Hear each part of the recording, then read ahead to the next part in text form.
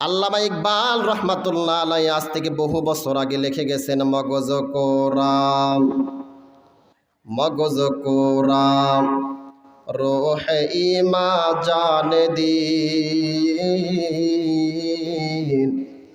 হাসতে রব্বি রহমাতুল লিল আলামিন।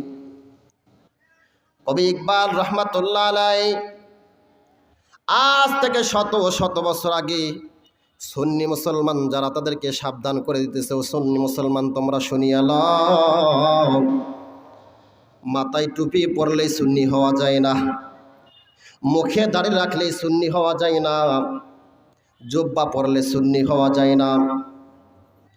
সুন্নি হতে হয় কি দিয়া?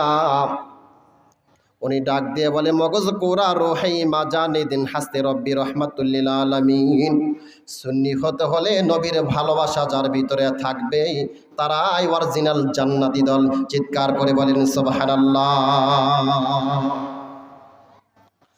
আর আল্লাহ পাক তাবারাকা ওয়া তাআলা সূরা নিসার মধ্যে বলেন, পৃথিবীর মধ্যে ৭২ কাতার যারা জাহান্নামী দল, এদের মধ্যে নামাজ থাকবে, রোজা থাকবে, হজ থাকবে, যাকাত থাকবে, টুপি থাকবে, দাড়ি থাকবে, যত প্রকার ইবাদত সব কিছু থাকবে। এটা আমার কথা নয়।